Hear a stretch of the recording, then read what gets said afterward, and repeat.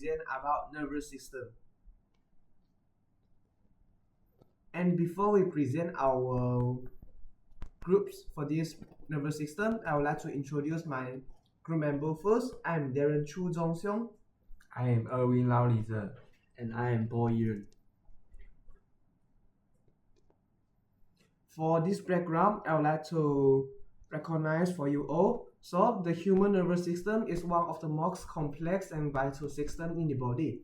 It serves as the body's communication network, coordinating and controlling all activities from basic reflex to advanced cognitive process.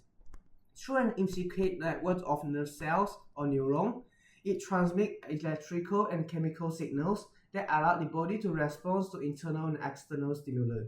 Structurally, the nervous system is divided into two main parts, which is the central nervous system and the peripheral nervous system. The cranial nervous system consists of brain and spinal cord, which act as a control center for processing information and making decisions. The peripheral nervous system connects the cranial nervous system to the rest of the body through nerve, allowing communication between the brain, spinal cord, and various organs, muscles, and glands.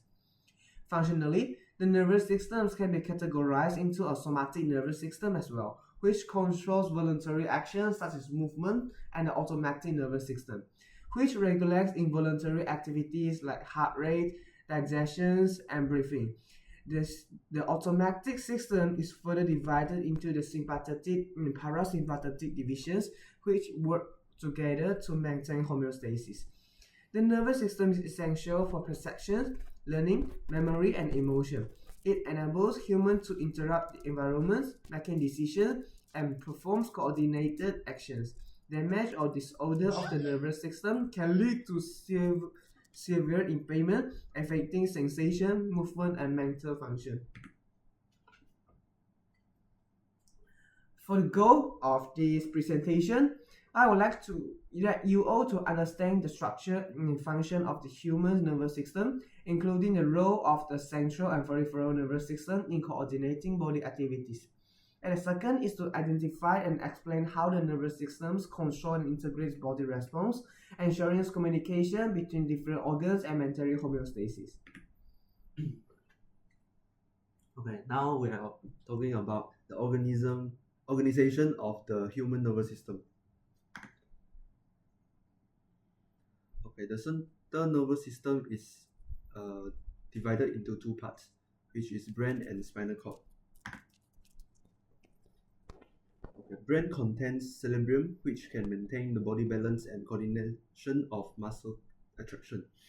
And besides that, the cerebellum is the largest and the most complex structure present in the frontal part of the brain.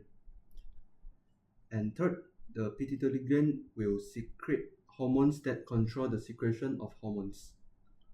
And furthermore, the medulla oblongata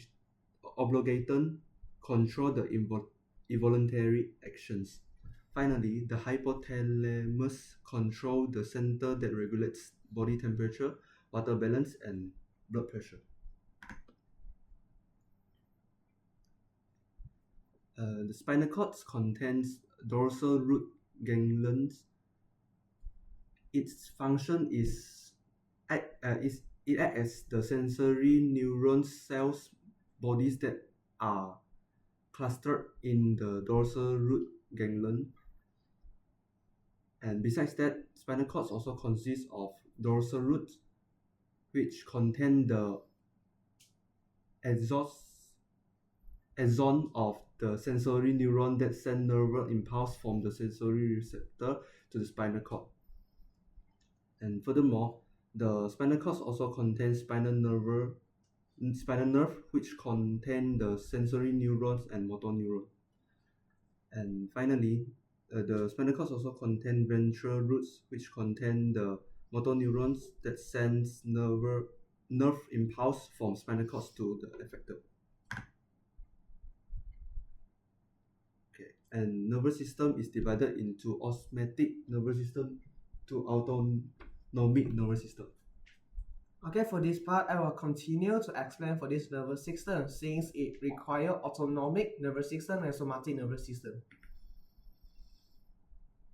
So for somatic nervous systems, it's known that the somatic nervous system helps to control voluntary actions which involving writing, jogging, dancing, and also eating.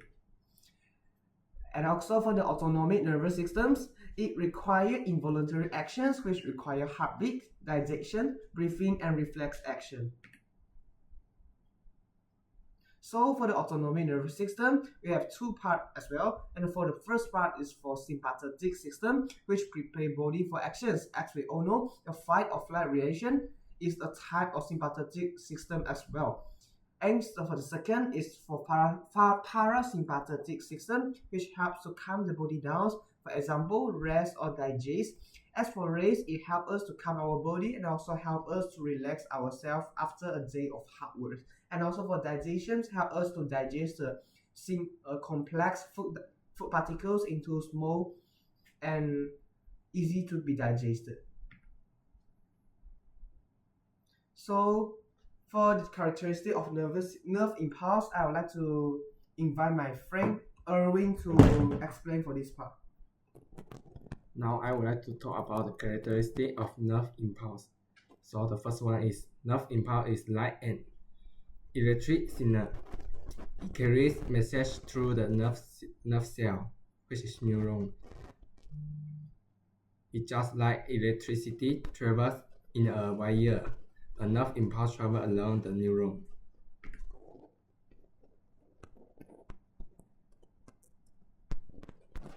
The second one is it moves in one direction only.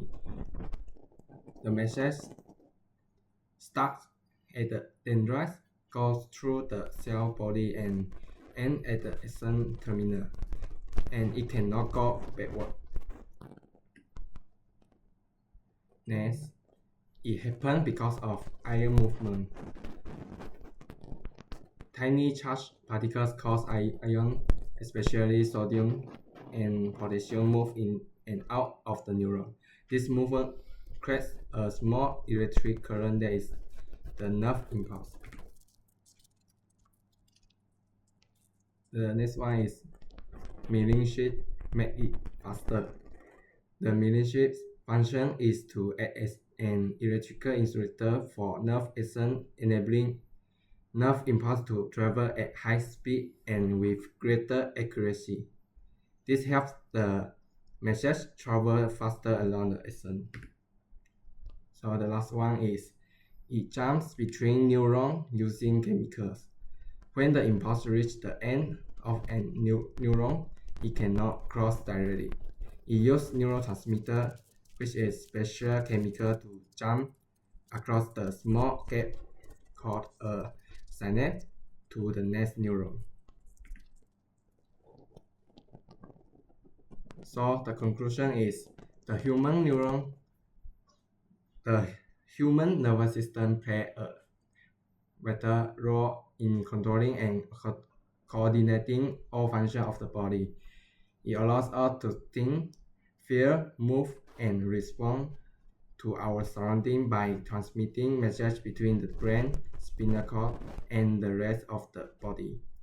Through the interaction of the central and peripheral nervous system, the body maintains balance and responds effectively to internal and external change. Understanding the structure and the function of the nervous system helps us appreciate how the body works as a unified whole and highlight the importance of keeping it healthy for overall well-being. Okay, now it's time for questionnaire. So for the first question, what is the main function of the human nervous system? The main function of the human nervous system is to control and coordinate all body activities by transmitting signals between different parts of the body and the brain. Second question, what are the two main parts of the nervous system? The two main parts are the central nervous system, CNS, and the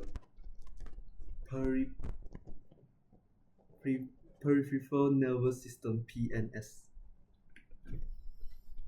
and for the third question, what organs make up the central nervous system? The brain and the spinal cord make up the central nervous system. And for the fourth question, what is a neuron?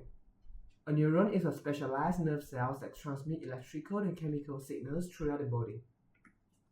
The last question, what may happen if the nervous system is damaged? Damage to the nervous system can cause problems such as loss of sensation, paralysis, memory loss, or difficulty controlling body function. Okay, thank you. Thank you. Thank you.